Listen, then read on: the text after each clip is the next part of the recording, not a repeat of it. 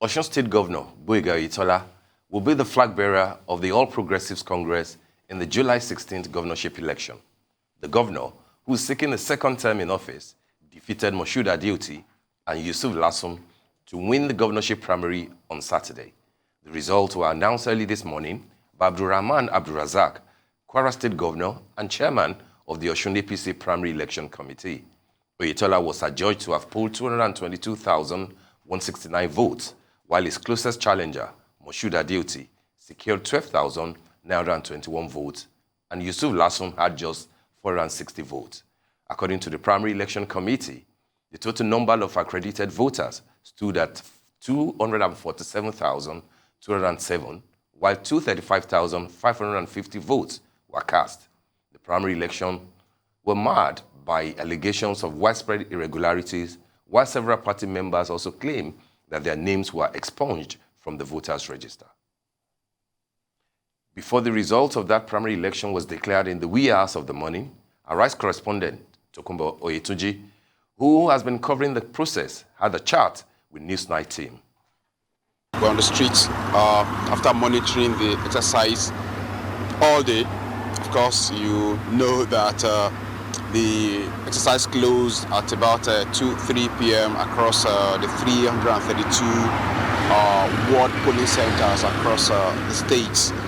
Of course, like you said, it was a very heated situation, leading up to the exercise today, owing to the exchange open disagreement between the former governor, who is now the Minister of Interior, Aregbesola, and the incumbent, who is equally seeking a re-election, and one of the aspirants in today's contest. That's talking about Mr. Adegboyega Oyetola, who is the state governor. But contrary to the expectation of many that violence may actually mar the contest today, what we saw on the field from Oshogbo, where I am standing, to Iragbiji, the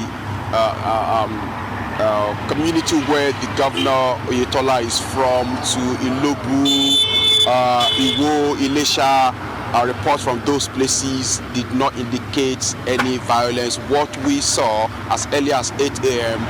was a situation where party faithful trooped out in their large numbers. Of course, there was some kind of anxiety, building up to this morning, until the Congress Committee of the APC, led by the governor of Kwara State, Abdulrahman Abdulrazak, held a stakeholders meeting with the governor, who is a contestant, and his two other contestants, talking about a former secretary to the state government of Osun State, Moshood Adeniyi, and a former deputy speaker of Nigeria's House of Representatives, Lasum Yusuf. They were all at the party secretariat, not too far away from where I'm standing, just a few meters away from here, on Friday evening, together with the Congress Committee, made up of other eminent party members too, including a Senator, Julius Ucha, another Senator, Olori Egbe. Now, with Osun State Governor Baze University emerging as the winner of the hotly contested primaries of the APC ahead of the July 16 election, this outcome, in the estimation of a growing number of Nigerians, will likely be seen as a result of a proxy war fought out behind the scenes by more powerful political forces.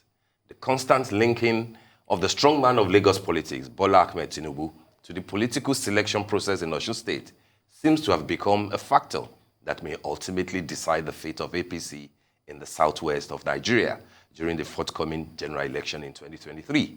Well, joining us now to have a quick conversation around this matter is Professor Abiodun Adeniyi, Head of Mass Communications at Baze University, Abuja, Nigeria. Good morning, Prof. Good to have you join us. Good morning. Good morning, Steve, Adefemi, and I think Jinx is there? Yes, Jinx is right here. Good morning. Good morning, Prof. Okay. Good morning to you all. Yeah, thank you. You're not from Osun State, are you, Prof? No, No, I'm not. All right, No, good. I'm not. But of course, like we all do, we've all been following events, and it's been very interesting. Absolutely. How will you Right. assess what has happened? Did you see this coming? For the better part of last week, it looked like something huge, something surprising, something unexpected will happen, given the manner in which the Minister of Interior went about, the vituperations and everything that he poured out. But then look at what happened. Barely 12,000 plus for Shehu, his own candidate. What do you think has happened? Are we witnessing an end of an era of somebody who was well respected as the #1 political lieutenant of the strongman of Lagos politics, Asiwaju Bola Ahmed Tinubu? Or do you think that this is just a little thing that everybody will get back together again and then the party will continue? All right, good question, Steve. But I think what happened really in Osun is not, it wasn't unexpected, because the minister was up against, a mountain. He was trying to move a mountain. It was an all-pay tax that he embarked upon, trying to change an incumbent, a very strong one at that, somebody who was more like, his alter ego, or somebody who was very close to him while he was in government, who understood the politics of the state and who was being backed by the strong man of Lagos politics, like you said. And of course, he wanted to repeat, like he said, ahead of the primaries, what happened to Akinwumi Ambode in Lagos. But maybe he forgot that the Lagos situation is always different, because Asiwaju Bola Tinubu is always much more tactical, much more strategic in choosing whoever he wants to be the governor of Lagos State. Most of the time, he chooses somebody who is apolitical, somebody who is almost a technocrat. And if you look at all of them critically, you will see that if not for the influence of Asiwaju, they wouldn't have even been in politics. They are all the time people who have excelled in their professions, people who are much more obsessed with performance each time they got into office. And of course, having assured himself of all of the pedigree of the contestants, of course, I think he goes ahead again to do what I can call a loyalty assessment test. And if you fail this, of course, he will shove you aside. Most of the time, they often pass it, from Governor Fashola to Governor Sanwo-Olu through Akinwumi Ambode. You will see that most of them are always very loyal, strong pedigree, professional pedigree. They could pass for technocrats all the time, and sometimes you find out that it's always very difficult for them to outsmart him when it comes to politics, and politicking. So Asiwaju somehow has mastered that game, and it was going to be, and all over the country you see that it's been very difficult for any governor to replicate that strategy. The one that is closest to it now is Borno State, and it's of course the same pattern. Governor Zulum is a very strategic, somebody who is obsessed with performance. We can see what he's doing with Boko Haram, trying his best, and of course, do not forget the testimony of Governor Hashim Shettima about him, that this was somebody who, while he was commissioner, very much unlike many of his colleagues, never even bothered about owning a property. He lived in his father's house. He was neck deep in finding solutions to Boko Haram and the rehabilitation of displaced citizens. You could see commitment, people who are largely apolitical, and for you to grow through the mill and become very political like the principal, it will just take an age, So it's about strategy, it's about tactics. It's not just about waking up in one afternoon and say you want to replace an incumbent. It can be a very difficult task, irrespective of your own influence as well. So back to Osun, well, of course, like I said, it was very predictable, but going forward, I think it might just be a time for reflection, for people who are leaving office to realize that is that influence can never be as strong as incumbency. Influence can never be as potent as contemporariness. When you are contemporary, you still have the power of enforcement. You have the power to make things happen. But once you're out there, it's better to realize that someone else, a new sheriff, is already in town, and just develop the courage to acknowledge that, and give whoever is there the dues, But it doesn't detract, it doesn't take away the fact that they too have made their own contribution, but in doing this, they should just learn to move forward and not think, that they can continue to rein in on the details of of governance, and finally on this point, while we had some things from the minister, everything that we had, and in addition to what one of his aides said, Bola Elori, my good friend, they all border on personal things. No issues, really. It was all about he wasn't reckoning with the ex-governor. He wasn't deferring to him. He was going to erase his legacy. All these things hardly matter when it comes to governance. They're just about ego, largely, about pride and prestige, and they're never substantial. If an incumbent feels that you have embarked on some project and he needs to review them, why not? He's the one in charge now. He's at liberty to so do. So we've got to learn to depersonalize these processes, realizing that life is very dynamic, and it can be, political processes can be fluid, largely amoebic, and nothing is static or absolute. Steve, Adefemi, and Genix. Well, I congratulate you. I hear that you have been made a full-blown professor, right? We all want to congratulate you on that. Congratulations. Yeah. Tell us a little bit about that before I move forward to my next question, which is really, maybe the governor's seeming ambition to run for presidency. Okay, the incumbent governor running for presidency isn't very clear, really. I'm not sure he has come out to say is going to do that, but he still has reasons to bother about his second term. And that second term is also not definite yet because he still has a general election. This is just an intra-party election yet. We're still going to go ahead into the inter-party one where he will meet the PDP and some other parties, but PDP in the main. And do not forget, in the last election, he won only by the skin of his teeth, and there's no guarantee now that situation will not repeat itself, or that the opponent, his potential opponent, will not take him out. So he's still at the edge. He cannot be certain yet. And do not forget that the one who is likely to come in, as his opponent, is a very strong person, and can be very charismatic, very dynamic, and sometimes very entertaining. Which defines largely the political process. Election voting is not most times about issues, about potentials to perform. Sometimes it can border on the intangibles. Maybe how well I like this person, how he dresses, how he can make me laugh. Not necessarily about substance sometimes. So the other man, I think Adeleke, for instance, he can be very entertaining. He has different ways of swaying voters. So it remains a challenge. It remains a threat to the incumbent. So I expect him to bother more about his second term, winning the election, rather than thinking of a presidential election, if that is what I heard you said, And to the other one, I think we'll discuss that off camera. Well, congratulations to you.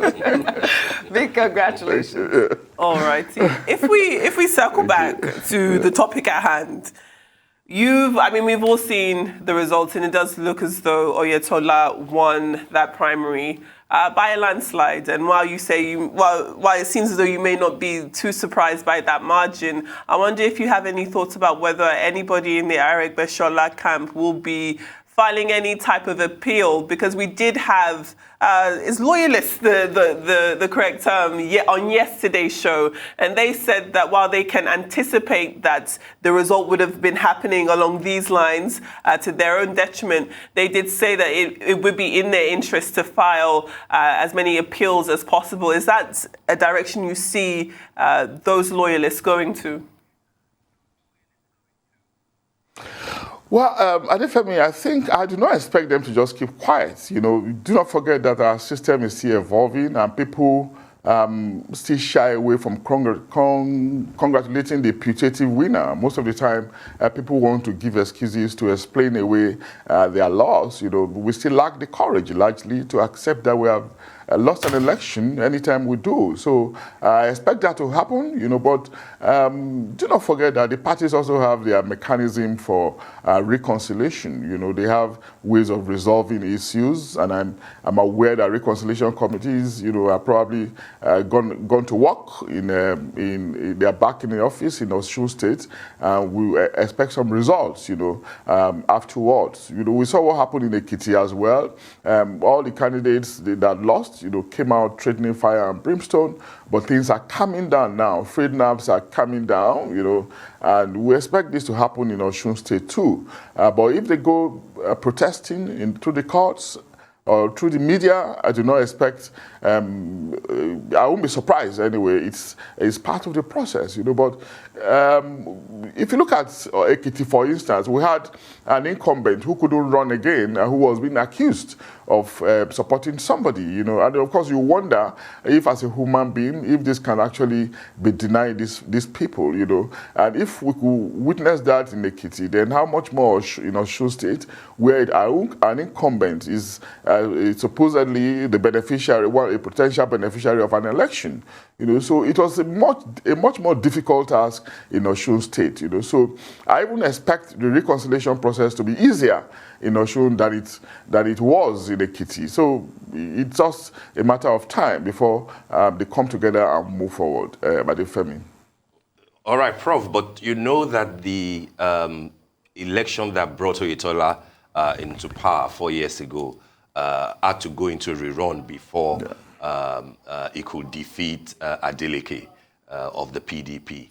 And that was when he still had Aregbesola, you know, as the sitting governor then, had, you know, Shehu, had everybody on board. But this time around, with what has happened yesterday, do you think that it will be a smooth run, given what happened 4 years ago, if he now proceeds to the main election in July without the Aregbesola faction, with the Iwo block votes most likely to, you know, the sort of apathy that you will witness because of the rejection of their son, Shehu. That's one. How do you think that will pan out, given that Adeleke has now returned with all his credentials now, you know, well packaged? All the dance steps are still there, still very entertaining. That's one. The second part is the apparent injury to the relationship between Asiwaju Tinubu and Aregbesola, a 30-year relationship, almost, you know, marred on the basis of the fact that Aregbesola wanted more from Asiwaju's nephew, as we hear, as his successor. Now, my question on that is, Asiwaju is also trying to be president of Nigeria. We know that he's probably not very chummy at the moment with the current governor of Ekiti. With the strong man of Ogun politics, if you can use that word for him, that's former Governor Amosun. APC does not have Oyo. There are issues clearly in Lagos with Ambode, you know clearly. Some people will argue even with Fashola to an extent. And then the vice president is being asked to run. How many of the major lieutenants of Asiwaju Tinubu do you think he can, I won't use the word fight, but he can disagree with, yet going ahead to want to lead Nigeria when the whole South, his own base, the Southwest, looks to be not together, not fully behind him as the leader? How do you think that will affect his chances? Oh, very compact question, Steve, but I will try. You know, Thank you. I think, I think Asiwaju I think he understands what is around him at the moment. He knows that it's not going to be a bed of roses if he were to run maybe about 4 years ago, you know, because the Southwest is usually a very contentious place. You know, politicians, they are very, very sophisticated. They quickly come on their own, or they rather want to come on their own, irrespective of who the master, the Lord is. And that's what we are seeing playing out. Definitely, he will have a tough time running for the presidency, no doubt. You know, but I also want to believe that he looks like a convinced person. Sometimes it looks like a convinced person, somebody who is very difficult to challenge, and somebody who can be very difficult to advise once he has a roadmap clearly defined. And oftentimes it has worked for him. And that's why, despite pressure from supposed pressures from different circles that he should step down on so many grounds, you know, because of the opaqueness around his source of wealth, his age, you know, his cognition and all of that, you know, he's still going ahead, you know. So he must have some inner conviction. Something must be propelling him that we probably don't know. But in the fullness of time, I know that we're going to know these things, because now, as it were, he's not been talking to us. You know, we've not heard from him, much unlike we hear from others. We have had, we know Professor Shibajo, for instance, at the level of ideation and intellection, and we know how he can be rigorous, even speaking extempore on the condition of this country. Many of these aspirants we also know. We know about Atiku. We know he can articulate, he can raise up issues, discuss issues around the Nigerian condition. You know, Fashola, for instance, we also know. You know, many other aspirants. Tambuwa, we know as well, you know. But I'm sure Peter Obi, of course, we know excellently well. Parasai, we know. But I'm not sure we have had so much about from Asiwaju Bola Ahmed Tinubu. So we need to hear from him. Yeah, beyond, you know, the potential support that his lieutenants will give to him, the populace will also have to be convinced. But I doubt if we have that, if we have that conviction yet, you know, about his potentials and his promise to take us, his promise to deliver the goods if he eventually wins. All some of these things matter, irrespective of their ability to frustrate, their ability to politic and make things happen. You know, so I'm sure once more in the fullness of time, these things will begin to play out. But back to Osun again. The last time there were permutations, you know, there was a question of somebody being a grassroots politician, closer to the people, coming from Iwo, you know, who ran on the platform of another party, you know. But this person also has a substantial limitation. It's not, I mean, articulation matters in governance, for God's sake. The democracy has to evolve beyond some of these sentimentalization, you know, emotions. You know, you are coming into governance, you cannot articulate, you cannot tell us what the problems are. Expression is very difficult, you know. Yeah, nobody's perfect in this regard, but at least there should be a marginal level of appreciation before people can begin to reckon with you. So these limitations are there. There were permutations 3.5 years ago. We're talking about you know, somebody who was chief of staff, who was little known. But of course, forces came around him and helped him to win. He has done 4 years now. I mean, almost 4 years. I want to believe that he has consolidated, he will have consolidated his network, you know, ingrained himself into the minds of some power brokers and enhanced his chances, as the case could be. You know, so yes, he's going to run against another potent person, Adeleke, possibly. This person is also very charismatic. He's a very formidable candidate. It's not a pushover. And do not forget what I said. It's very, very entertaining. He has this way of creating proper pictures in the minds of the people, you know, ingraining himself and making them to enjoy themselves, I mean, which it's going to remain a threat. You know, but if the incumbent has done his homework, we can leverage on that status, you know, to have an edge over whoever is going to challenge him. I remember what happened in Lagos State some 4 years before the election that brought in Governor Sanwo-Olu. The margin between him and the pharmacist was very small, you know. But coming to 3.5 years ago, the margin widened, you know, perhaps because APC realized their errors and improved on it. So I want to believe that Oyetola will also have learned his lessons 3.5 years ago and will have been probably ready to to learn from it and ensure that his victory against his opponent, is stronger than it was, whereby litigation may just be a matter of academic rather than something that will be of consequence, Steve. All right. Well, I mean, that's interesting. We will see how it goes. You reference Ekiti, MOB, all of them said, well, we do not agree with what happened, but we're not going to go to court to challenge the result. So Ekiti like Osun like Ekiti will be interesting in July, in August. That's right. As a prelude, of course, to what we will witness in 2023. Well, I mean, we just want to thank you for joining us this morning. It's been entertaining, and let's hope that Osun will be a good example for 2023 elections. Thank you so much for joining us.